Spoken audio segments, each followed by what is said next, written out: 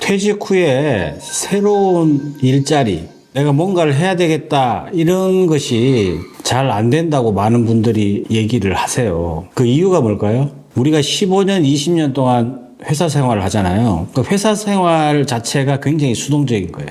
여러분들이 적극적으로 뭔가를 막 한 것 같지만 회사 생활이라는 것 자체가 굉장히 수동적인 일입니다. 거기에 15년, 20년 동안 익숙해져 있는 사람들이 갑자기 주어지는 시간, 또 퇴직하고 당연히 찾기가 힘들죠. 물론 재취업을 하세요. 재취업을 해도 그 직장 생활 오랫동안 한 시간의 연속 선상에 있는 거지 본인의 의지로 본인의 실행력을 바탕으로 이렇게 일을 하는 건 아니잖아요. 그러다 보니까 재취업도 금방 그만두고 이제 내가 뭐 하고 살까? 이게 이제 고민이란 말입니다. 오늘 이제 한 사례를 통해서 이분은 제가 늘 방송에서 얘기했던 그 쌀국수집 사장님이에요. 쌀국수집 사장님. 그분의 삶을 통해서 우리가 어떻게 실행력을 높여갈 것인지를 한번 생각해 봤으면 좋겠습니다. 이분도 마찬가지로 69년생이죠. 구조조정 당하죠. 대기업에서 직장생활 한 5, 6년 정도 만에 이제 구조조정을 당했기 때문에 사실은 이제 뭔가 새로운 일을 하는 것 자체가 전혀 준비가 안 됐었죠. 경제적인 상황도 여러분들도 다 많은 분들이 겪으셨겠지만 이 IMF라는 게 정말 이제 일자리도 일자리지만 어떤 일을 하기가 할 수 있는 그런 상황이 아니었어요. 그래서 이분도 마찬가지로 대기업 퇴사 후에는 비정규직, 제일 먼저 한 거는 이제 자동차 판매,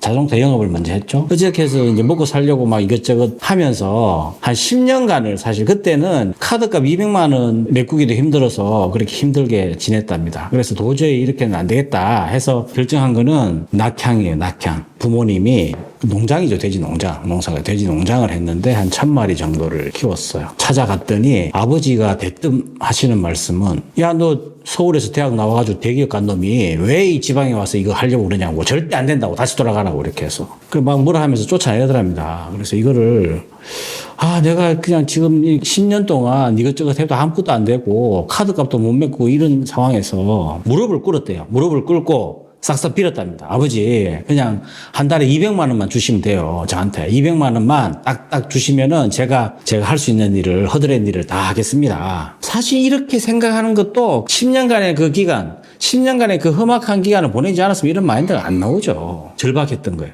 절박해서 이분이 정말 열심히 하겠다고 하니까 그 진정성이 좀 느껴졌나 봐요. 알았다. 그러면은 내가 일단 3개월 수습, 3개월 동안 하는 거 보고 내가 결정할 테니까 그렇게 한번 하도록 하자 해서 이제 혼자 내려가고 그 와이프랑 애들은 집에 있고 이렇게 해서 아버지보다 더 일찍 일어나가. 농장에 이제 가장 중요한 거는요. 소독이에요. 소독. 아침에 소독, 밤에 소독. 특히 돼지는 소독. 제가 아는 게 그 사람 얘기가 제일 중요한 게 소독이랍니다. 소독이고 제때 이제 여물을 먹이는 거고. 그거를 이제 본인이 직접 아버지가 이제 연세가 있으시니까 본인이 직접 이제 열심히 한 거죠. 열심히 해서 어떤 일이 생기느냐 하면 구제역이 찾아옵니다. 구제역이 찾아와서 전국에 이제 막 지방에서부터 올라오는데 여기 이제 수도권이니까 올라오는데 자기 집은 그 구제역에서 벗어날 수 있는 유일한 해방구였답니다. 그 이유가 뭘까요? 이분이 아침에 일어나서 제일 먼저 했던 소독, 밤에 또 자기 전에 했던 소독, 나라에서 얘기한대요. 그냥 매일 소독해라. 그 얘기를 매일 한대요. 하는데도 사람들 안 하죠. 이분은 아침 저녁으로 했던 소독 때문에 자기 집만 갖고 있는 돼지 1000마리만 유일하게 그 구제역을 피한 겁니다. 그 다음에 어떻게 될까요? 돼지가 20만 원에서 한 마리당 60만 원이 된 거예요. 기가 막히죠? 기가 막히잖아요. 그러니까 기본에 충실하니까 뭔지는 몰라. 내가 지금 뭔가를 해야 돼. 근데 머릿속으로 생각하지 말고 그냥 해. 열심히 청소해. 그럼 뭔가는 몰라. 근데 이 사람이 하다 보니까 돼지가 20만 원짜리 60마리 되고 돼지들도요. 아무리 돼지지만 환경이 좋으니까 돼지들이 막 새끼들을 놓는 거야. 그래 1000마리에서 1500마리가 됐네. 기가 막히죠.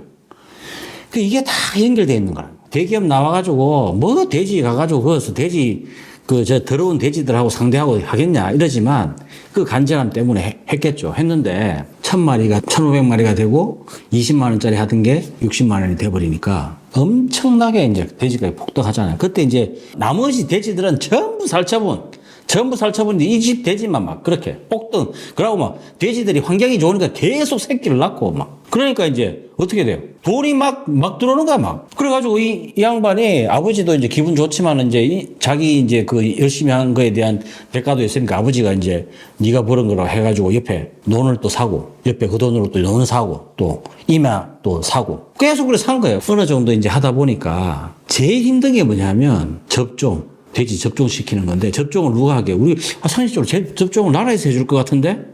그게 아니고 돼지 1,500마리를 자기가 주사를 놔야 되는 거야. 새끼 돼지야 그냥 쪼면하게 잡으니까 이렇게 놓을 수 있지만은 큰 돼지 그걸 어떻게 주사를 맞히냐고 막 발버둥 치는데 거기에 1,000마리, 1,500마리를 하다 보니까 완전히 녹다운 되는 거예요. 그래서 이게 떠날 때가 된 거지. 돈도 많이 벌었고 떠날 때가 된 거예요. 그래서 이 양반이 아버지한테 아버지 저 이제 떠날 때가 된 것 같습니다. 해가지고 수도권으로 와서 집 있는 데로 와서 일거리를 좀 알아본 거죠. 그때 시작한 게 이제 쌀국수집. 친구가 이제 쌀국수집 사장이니까. 그래서 쌀국수집을 시작을 했는데 이 쌀국수집을 하는 데 있어서 이 양반의 이제 마인드와 선택이 뭐냐면 자기는 식당을 하면은 365일 문을 열어야 된다는 생각을 하는 사람이에요, 이 사람은. 처음에 이제 식당 하면 돈 좀 되면은 뭐 어디 놀러 갈까 이 생각하는 게 아니고 자기는 무조건 그렇게 해서 지난번에도 얘기했던 프랜차이즈의 주방에 있는 주방장들 이런 사람들이 갑자기 손님들이 많아지니까 다 떠나버리고 혼자 들어가서 이제 자기가 직접 기가 막힌 게 뭐냐면 이분이 그걸 하면서도 생각을 하는 거야. 그러니까 볶음밥을 하나 만들어도 그 양반이 셰프예요. 셰프 아니거든. 프랜차이즈는 다 레시피가 있어요. 레시피대로 그냥 와서 그냥 거기 맞춰서 그대로 하면 돼. 근데 맛이 다 틀려. 똑같은 프랜차이즈 가맹점이라도 A 가고 B 가고 가면 맛이 다 틀려요. 정성이거든. 이 양반은 정성을 다해요. 볶음밥 하나 만드는 것도. 그래가지고 볶음밥 만들어서 플레이트 하잖아요. 이쁘게 딱 내놓으니 그것도 처음에는 잘 안 됐대요. 근데 이쁘게 내놓는 걸 매일 연습하니까 이제 이게 딱 세팅이 되는데 그때부터 사람들이 막 사진 찍어서 막 인스타에 올리고 막 날리는 거예요. 그거로 인해서 더 막 장사가 더 잘 되는 거지. 그래서 이제 5년 보통 이 굉장히 큰 쇼핑몰인데 5년 계약이에요. 5년 계약에서 5년 다 돼가는데 이제 재계약하자 3개월 전에. 그래 이제 재계약하자. 나도 이제 돈 많이 벌었으니까 지금 계약할 수 있어 이랬는데 아니 그 쇼핑몰에서 그러는 거야. 임대료를 더 막 높이 올리는 거지. 새로 들어오는 사람들은 싸게 해주고 자기는 뭐 돈 많이 벌었다고 더 많이 이런 게 말이 안 되니까 자기는 부당하다. 150만 원 더 깎아달라. 신경질을 버리고 막 하다가 결국은 지쳐가지고 자기가 그래서 이제 이거는 더 이상 가는 게 아닌 것 같다. 이렇게 자기가 굉장히 오랫동안 고민을 하다가 통보를 했대요. 안 하겠다. 그랬더니 그때 이제 막 와가지고 막 다시 계약하자고 막 그러는 거야. 그러니까 기가 막히잖아. 그러니까 내가 이렇게 막 자기네들하고 협상하고 막 그렇게 진을 3개월 동안 빼놓고 이제 안 하겠다고 딱 마음 접었는데 와서 이제 하자고 하니까 이 사람 하겠어요? 안 하거든. 이거는 내하고 인연이 아닌 것 같다. 안 한다. 안 했어. 정리하고 이제 나왔어. 나오니까 딱 그만두고 6개월 뒤에 코로나 터지는 거야. 기가 막히죠. 코로나. 그러니까 이게 어떤 사람은 코로나 전에 막 식당 차려가지고 다 망한 사람들이 얼마나 많은데 이 사람은 5년 동안 이빠이 돈 벌어먹고 딱 떠나니까 코로나 터지는 거 3년 동안. 그래가지고 이제 이 양반이 이 식당에서 번 걸 가지고 뭐냐면 자기가 이제 수입이 생겨야 되잖아요. 수입이 생겨야 되니까 샀던 논, 그죠? 거기다가 공장을 짓는 거예요, 공장을. 건축비 한 5억 정도 들었대요. 2동 짓는데. A동, B동 짓는데. 그래서 임대 수입이 400만 원 딱 나오게 만들어 놓고. 그 이제 공장 그 이제 임대 수입 잘 돌아가죠. 그 대기업에 납품하는 업체니까 돈 끊길 일 없죠. 계속 돌아가죠. 이렇게 해놔놓고 이제 좀 쉬었대요. 5년 동안 너무 막 힘들게 일을 해서 좀 쉬다가 이분이 계속 쉬겠냐. 안 쉬어요. 또 이제 뭘 하려고 하는 거야.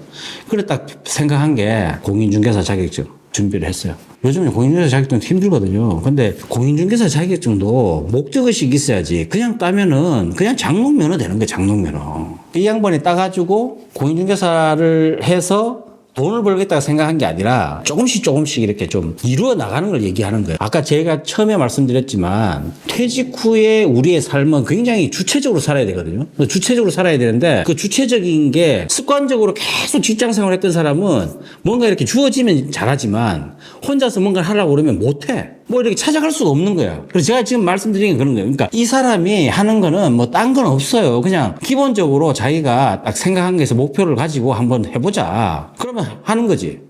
여러분도 있잖아요. 뭐 목표를 정해놓고 내가 퇴직 후에 뭐 이거 하겠다 저거 하겠다 막 머릿속으로 복잡하지만 하나도 못 하잖아요. 그러니까 실행력을 하는 데 있어서 너무 큰 걸 잡지 말고 스텝 바이 스텝 하나씩 해 나가면은 되는데, 이분도 마찬가지로 그냥 공인중개사 자격증을 따서 돈 벌겠다가 아니라 공인중개사 자격증을 따자. 그 자기 이제 목표. 왜? 임대 수익을 만들어 놨으니까 뭔가 이제 해야 되니까. 목표를 잡아서 1년 만에 따고 4월 달부터 이제 일자리를 구하려고 하는데 일자리가 주어집니까? 안 주어지지. 나이가 많은데. 그래서 그래도 막 내는 거야, 이력서를. 내가 바로 공인중개사 창업하는 게 아니고 소속 공인중개사로 이렇게 이력서를 내니까 한 군데에서 이렇게 연락이 와서 일을 하다가 해보니까 이게 뭐 수수료 따먹기인데, 공인중개사 뭐 하시는 분들은 많이 아시겠지만 이게 힘들어요. 이게 그냥 뭐 이렇게 뭐 중개하는 것만으로 힘드니까 아, 이걸로는 돈을 벌 수 없겠구나 생각하고 이제 이걸 하면서 뭔가 다른 일을 한번 찾아보자 이러고 있던 차에 자기가 또 이력서를 막 여기저기 내는데 뭐 받아주는 데가 없으니까 자기 눈에 딱 그 알바 사이트에, 알바 구하는 사이트에 딱 들어갔더니 뭐가 보이냐면 모텔 프론트 구함, 딱 그게 눈에 딱 들어오더래요. 모텔 프론트 구함. 아, 사실 참 웬만하면 그 일을 잘 안 하는데 이 사람은 하여튼 그 이력서를 딱 냈는데 연락이 오더래요. 그래서 딱 가서 만났더니 30대 초반 사장이야.